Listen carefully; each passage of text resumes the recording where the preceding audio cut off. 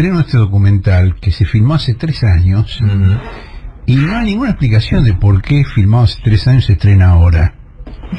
Y se estrena el 1 de enero, es decir, cuando se cumplen 20 días de la asunción del nuevo gobierno. Así es.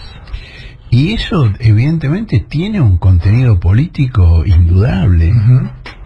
Es decir, Netflix es una cadena que se ha especializado en la producción, en este caso ellos no lo produjeron, y en la difusión de material político, de acción psicológica, con participación importante de servicios de inteligencia. Recuerdan ustedes la serie El Mecanismo, que justifica el impeachment de Dilma Rousseff y la cárcel de Lula y glorifica al juez Moro de Brasil. Está la serie Mossad también. En la serie Mossad, digo, Netflix es eso.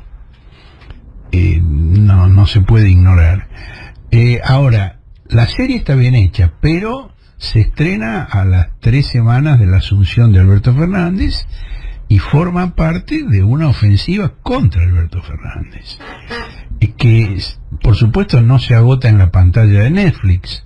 Digo, Netflix es el disparador, es el gatillo, que después están los medios locales, está Clarín, está La Nación, está Infobae, que son los 3 medios principales que están buscando invocarlo a Alberto Fernández, porque digamos la muerte de Nisman fue un ariete fundamental, y la vida de Nisman previamente fue un ariete contra Cristina Fernández de Kirchner en su segundo mandato. Así es. Ella acaba de ser electa vicepresidente.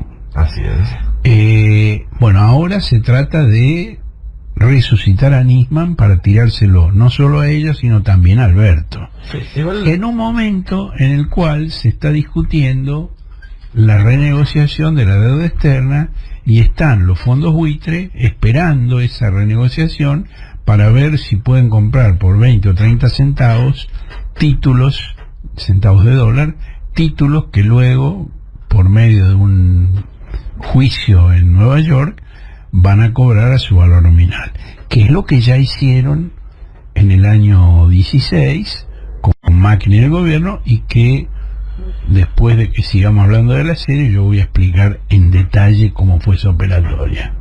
Bien, a mí lo que me da la sensación sobre el caso Nisman, que de alguna manera es como el caso Kennedy argentino, ¿no? Donde hay preconceptos que se va haciendo cada uno, algunos más informados, para Kennedy lo mataron. A Kennedy lo mataron, pero nunca estuvo claro quién.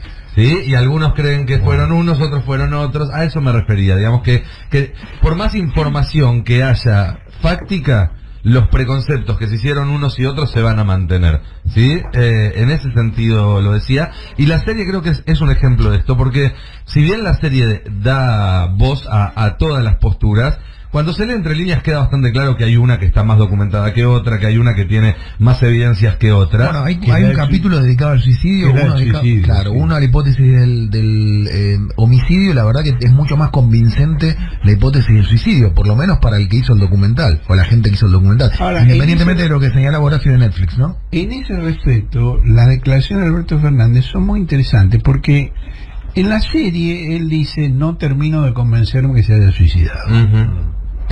Y ahora, luego del estreno de la serie, buscado por los periodistas de los medios que hemos mencionado, dice: no hay hasta ahora pruebas convincentes de que lo hayan asesinado. Esas dos frases, que han sido presentadas como antagónicas, en realidad no son de ninguna manera excluyentes, porque puede ser que no esté convencido de que se haya suicidado y al mismo tiempo no hay pruebas de que lo mataron. Eso lo que significa es que no se sabe, que no está claro, y que el presidente actual tiene dudas al respecto, como las tuvo también Cristina.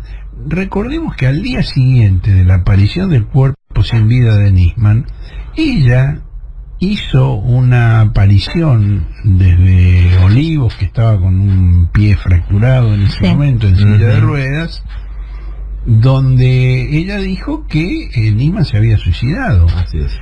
Y 3 días después, el 22 de enero, Nisman apareció el 18, el 19 ya hizo esta aparición en televisión, y el 22 escribió en sus redes sociales que estaba convencida de que lo habían matado y que Nisman fue útil vivo para atacarla a ella y que es más útil luego muerto para atacarla a ella. Sí, claro. Bueno,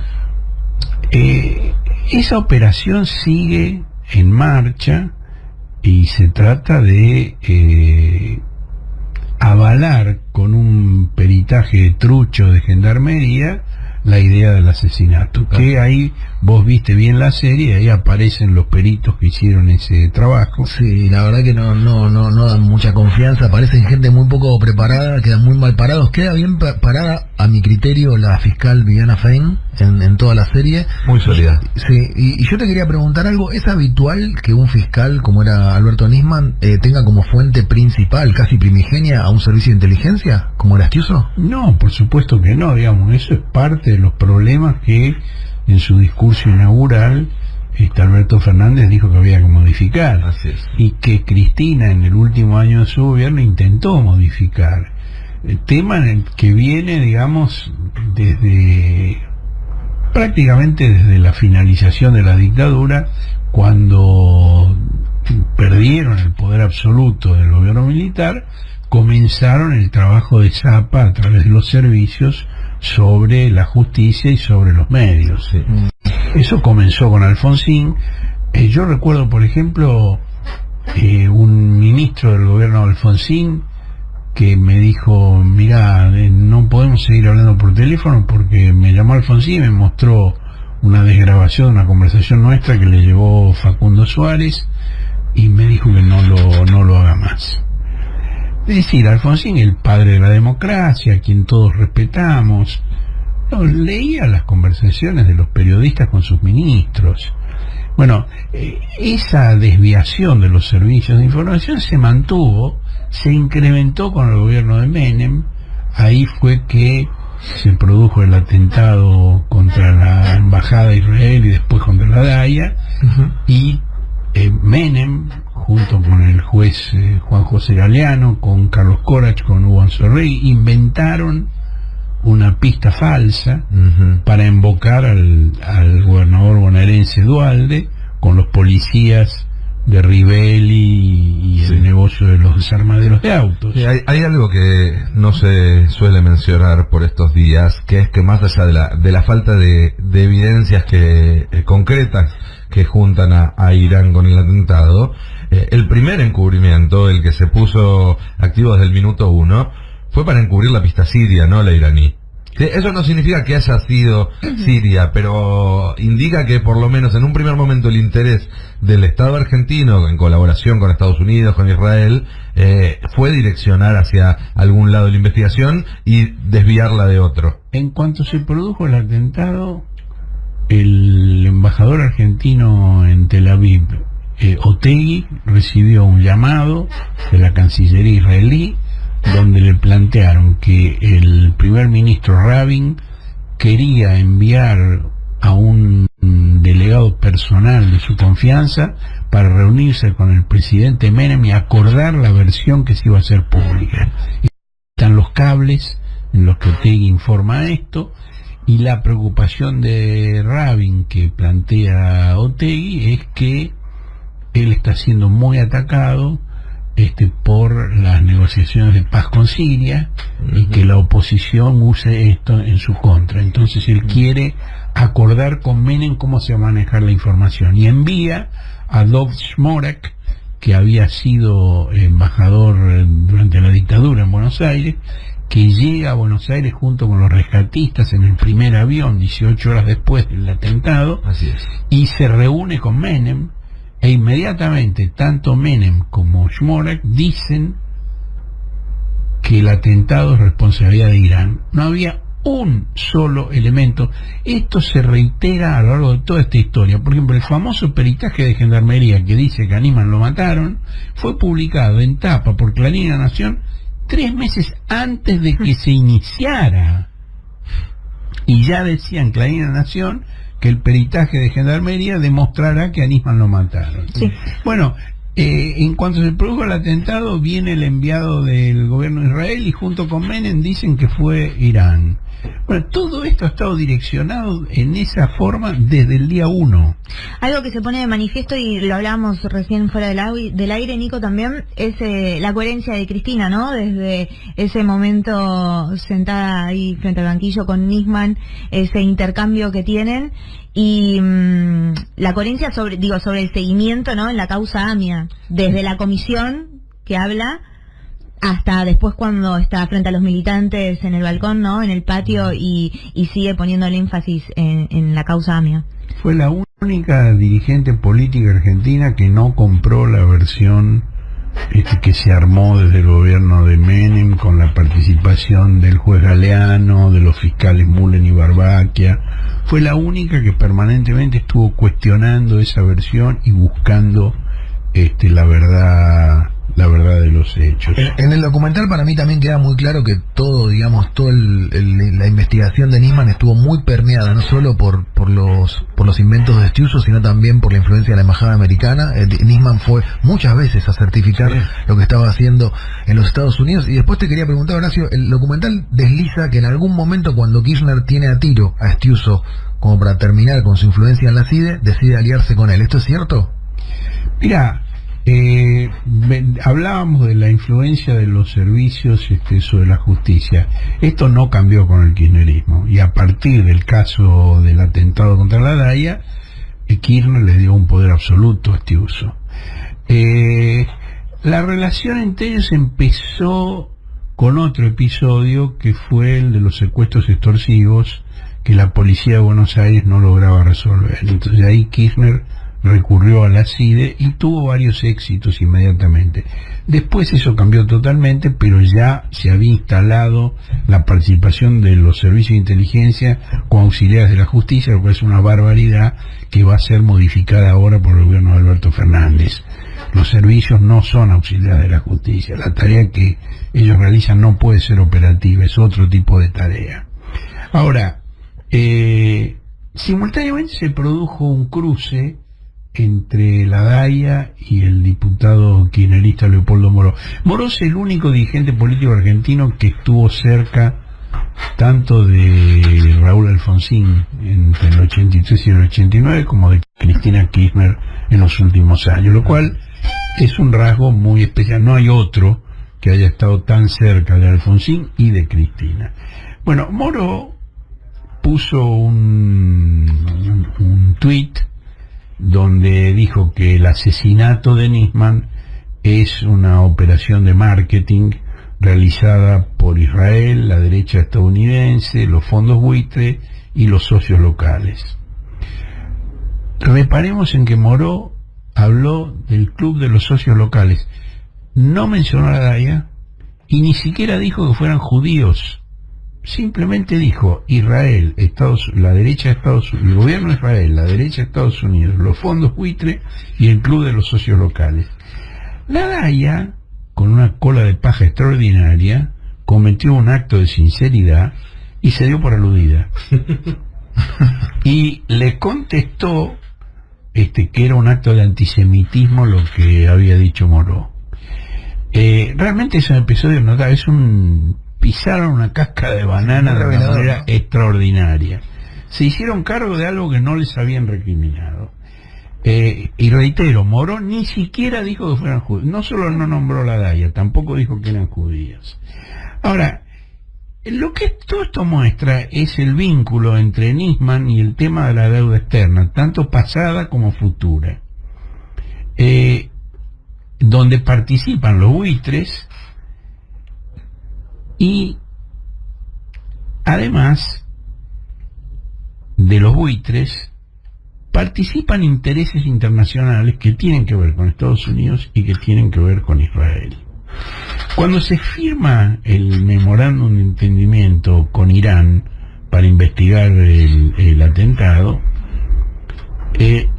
la DAIA y la AMIA apoyaron el memorándum, no se opusieron, y tenemos dos audios.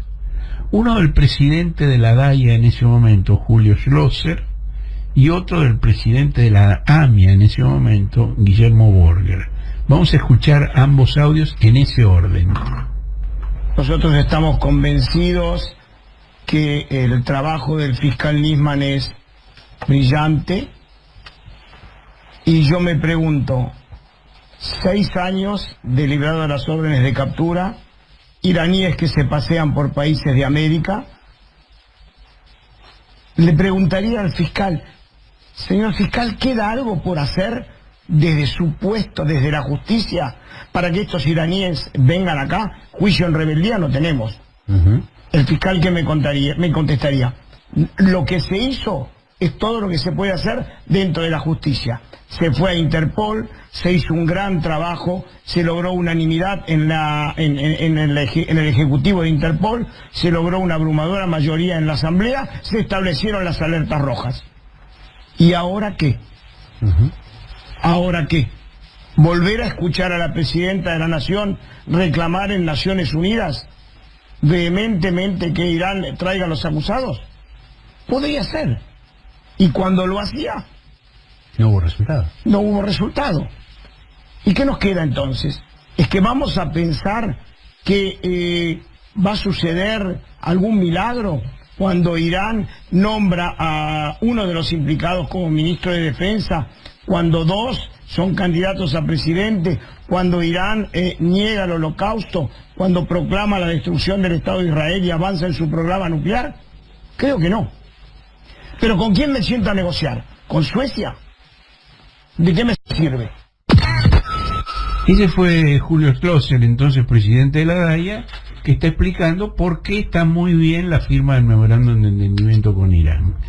Y Guillermo Borger, que era el presidente de la AMIA, dice lo siguiente. Hemos acordado, como digo, una gran cantidad de puntos, y esto realmente es validado como se comprometió el ministro ayer, con el aval de la Presidenta de la Nación. Habremos sido esclarecidos y entendemos que será un pequeño paso adelante tras casi 19 años de esta causa aún no resuelta y realmente trabada. Es decir, la reacción inicial de la DAIA y de la AMIA fue a favor de la firma del memorando para buscar la resolución del caso. Recordemos, Horacio, perdón que te interrumpa también, que en la investigación posterior a la muerte de Nisman se encontraron, entre otros documentos, un borrador de un dictamen de Nisman sobre el memorándum que decía todo lo contrario de lo que decía el que él finalmente presenta. Elogiaba él. Digamos, él había escrito 2 dictámenes, uno diciendo que el memorándum era muy bueno y otro diciendo que era un delito. Sí, efectivamente.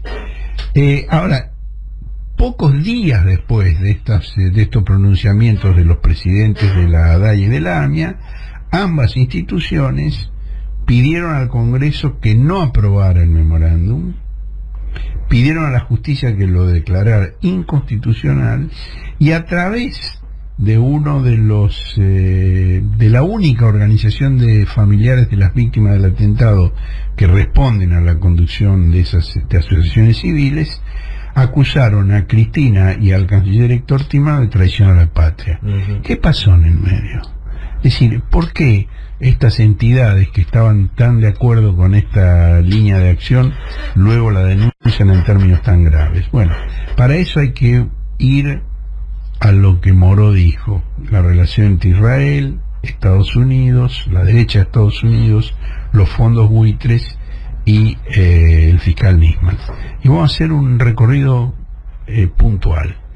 En junio del año 14, Mauricio Macri, que era en ese momento gobernador de la ciudad de Buenos Aires, viaja a Israel con Claudio Abruz, que era su secretario de Derechos Humanos y ex director de la DAIA, y se reúne allí con el premier Benjamín Netanyahu. Y Macri, luego de la reunión con Netanyahu, dice que hablaron del fallo del juez Tom Griesa de Estados Unidos en favor de los fondos buitres y que acordaron que había que pagar al contado. Ahora, ¿qué tiene que ver el primer ministro de Israel con la relación entre la Argentina, el juez Griesa y el juicio de los fondos buitres? Y esto es igual que lo de la DAIA, que Moró no la nombra, pero ellos levantan la mano y dicen, aquí estoy, miren para este lado porque soy yo. Bueno, acá hacen lo mismo. Es exactamente el mismo esquema. Es decir, Netanyahu no tiene nada que ver, digamos, son bonos emitidos por la Argentina y un fondo buitre que está litigando contra la Argentina. El gobierno de Israel no tiene nada que ver con eso. ¿Y Macri en calidad de qué? ¿De candidato a presidente? De candidato a presidente, claro, estamos hablando del año 14.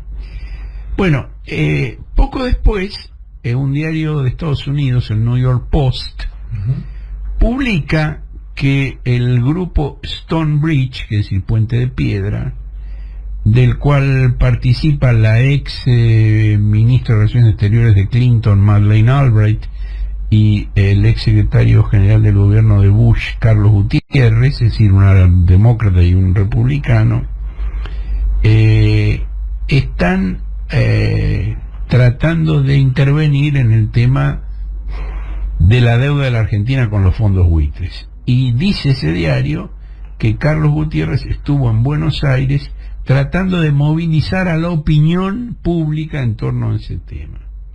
Bueno, en ese momento, a raíz de esa publicación que yo reproduje, el ministro de Economía, que era Axel en ese momento, y la presidente, que era Cristina en ese momento, contaron que Gutiérrez había estado efectivamente en Buenos Aires, como decía el diario, y que se había reunido con el jefe de gabinete, que en ese momento era Coqui Capitanich, y que en un tono muy amenazante le planteó que o la Argentina pagaba en los términos que planteaban los buitres, o ellos iban a emprender una serie de actividades para forzar una devaluación del peso, realizar denuncias mediáticas contra el gobierno, impedir el pago al resto de los bonistas mientras no se pagara los fondos buitres, lo cual iba a precipitar un default generalizado, instalar de ese modo un nuevo gobierno favorable a ellos, que en 2016 pagaría lo que los fondos buitres le reclaman. Esto lo contaron Axel y Cristina en el año 14, y ocurrió paso por paso, ocurrió así. Digamos que el caso Nisman sería parte de esta trama para forzar a la Argentina a pagar los fondos buitres. Parte fundamental. Parte central, sí, por claro. supuesto, por supuesto. Bueno, Israel, por cierto, fue uno de los 7 países, 7 nada más, que votaron en contra de la resolución de Naciones Unidas que fija condiciones para el manejo de la deuda externa. La reestructuración. La reestructuración de la deuda externa. Y en enero del 16, es decir, cuando ya estaban a punto de hacerse el pago al contado de lo que pedían los buitres, más los intereses que ellos reclamaban, más incluso los honorarios de los abogados que habían litigado en la Argentina. Es una vergüenza, eso es... Hasta los calzoncillos, Andrea Macri. Sí, los tuyos, no los de él. Sí, los de todos. Bueno, ahí aparece un personaje que es socio del principal fondo buitre. El principal fondo buitre es NLM Elliott, cuyo dirigente principal es Paul Singer. Paul Singer tiene un socio en el fondo buitre y en la Task Force, en el grupo de tareas argentina, que ambos formaron para llevar a cabo esa campaña de denuncias que había anunciado Gutiérrez. Publicaban solicitadas y publicidades a página completa en diarios de todo el mundo. Los diarios más importantes del mundo. Bueno, Sheldon Adelson es este socio de Paul Singer, que es, según Fortune, en distintos años lo menciona como la 10ª o como la 18ª fortuna del mundo. Es un empresario que explota casinos en Las Vegas y en enclaves coloniales de Asia. Bueno, Adelson, que es dueño de un diario gratuito que se llama Israel Ayón, La Voz de Israel, transfiere $282.000 a una cuenta secreta de Nisman. Yo he visto las planillas a través de un banco, la sucursal en Colonia de un banco israelí que se llama Apoalim. Yo he publicado las fechas de cada transferencia entre los años 10 y 14 y publicado todos los datos de esa transferencia. Lo que no pude es obtener el facsímil. Me dejaron verlo, me dejaron copiar los datos, pero no me dejaron sacar un facsímil. pero digamos, de absoluta confianza. De hecho, cuando se hizo la primera publicación sobre el tema, Adelson amenazó con juicios. Cuando yo publiqué la planilla se mandó a guardar y no volvió a decir una palabra al respecto. Esta es la historia. Esto fue Nisman, una marioneta de esta operación siniestra internacional para poner de rodillas a la Argentina, para que pudiera llegar Macri a la presidencia, para que pudiera comenzar el tercer ciclo del endeudamiento argentino que encadena al pueblo con bonos hasta de a un siglo. Y en este momento la negociación de la deuda externa de aquí a marzo, lo está diciendo el gobierno, es el tema central. No podemos saber lo que va a pasar con el resto de la economía mientras no sepamos cómo se maneja este tema de la reestructuración de la deuda. Argentina dice que quiere pagar, pero que necesita crecer para pagar, y los buitres están esperando que fracase la negociación para comprar por 20, 30 centavos de dólares títulos que luego, mediante otra acción judicial, tratarán de cobrar a su valor nominal. Esta es la siniestra historia que explica por qué se estrena en este momento el documental Nisman. Ahora, ¿sabes que a pesar de todo lo que cuenta Horacio, quería destacar que así como queda muy bien parada Viviana Fein, en mi modesta opinión queda muy bien parado también Héctor Timerman? Sí, por lo menos para mí, en el documental. Sí, y también, extraña, ¿no? Porque yo creo que cumple la función que dice Horacio, el documental sin duda, y sin embargo Timerman, digamos, queda muy bien. No así Laura Alonso, pero que a la vez la ilustra como debe ser. ¿Contaron lo que aparece Laura Alonso en el documental?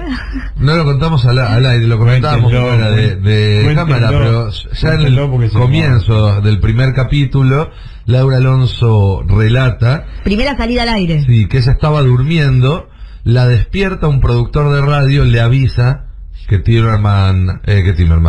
Nisman había muerto, y ella al instante sale al aire en ese programa de radio, y muy inteligentemente el editor del documental pega la entrevista que da Laura Alonso en ese momento, donde ella ya empieza a hablar de que fue un asesinato, digamos, ella que se había enterado hace instantes y que no tenía ningún tipo de información sobre el asunto, ya estaba empezando a instalar la versión del asesinato. Es idéntico.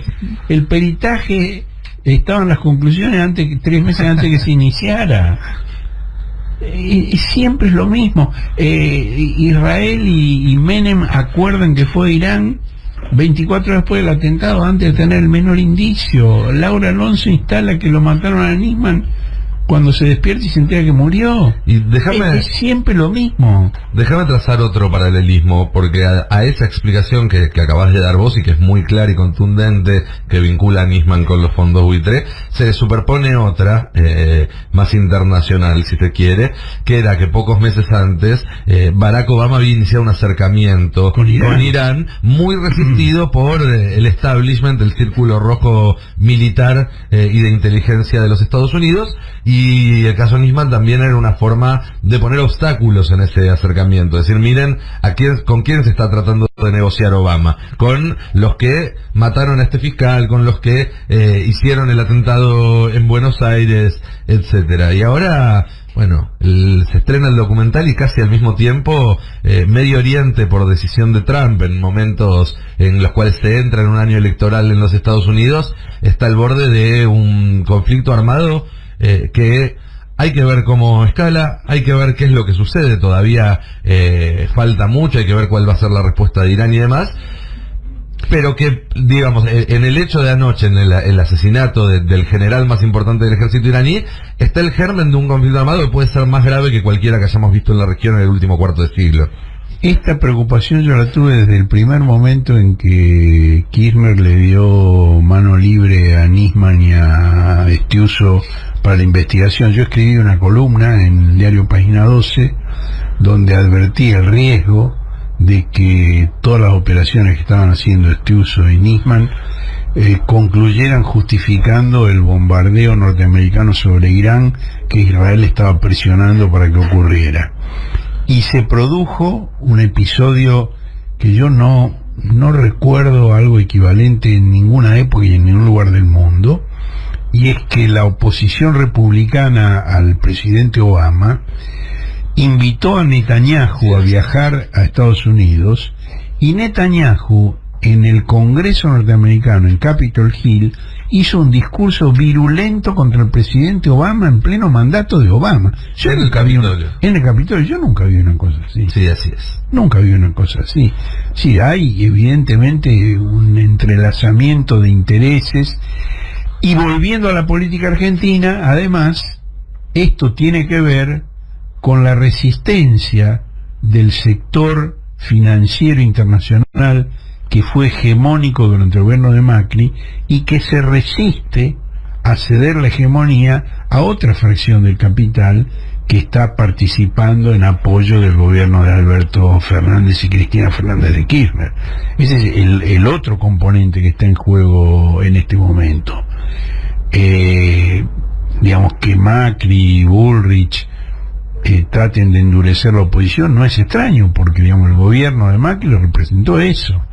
Representó por primera vez que en la alianza de clases patronales que ha sido decisiva en los sucesivos gobiernos argentinos, por primera vez la hegemonía la tuvo el capital financiero internacional. Así es, y para concluir diría que es un buen momento para releer los libros sobre la rama argentina de Wikileaks, tanto el de Sebastián Lacunza como el de O'Donnell, me sale Santiago, porque en esos libros también hay mucha información que leyéndola a la luz de estos acontecimientos se resignifica y le da otro cariz al asunto. Bueno, ahí está Macri yendo a la embajada pidiendo que sean más duros con el gobierno de Kirchner. Y está Nisman yendo a la embajada. Macri diciendo que a Kirchner hay que tirarlo por la ventana, por la ventanilla del tren, y está Nisman yendo a la embajada básicamente a que controlen y chequeen cada paso que daba antes de hacerlo público. Y está la recriminación de la embajada por haber acusado a Menem por encubrimiento, porque eso distraía la atención del tema que a ellos les interesaba, que era la denuncia de Irán. Así es. 38 minutos pasaron de las 9 de la mañana.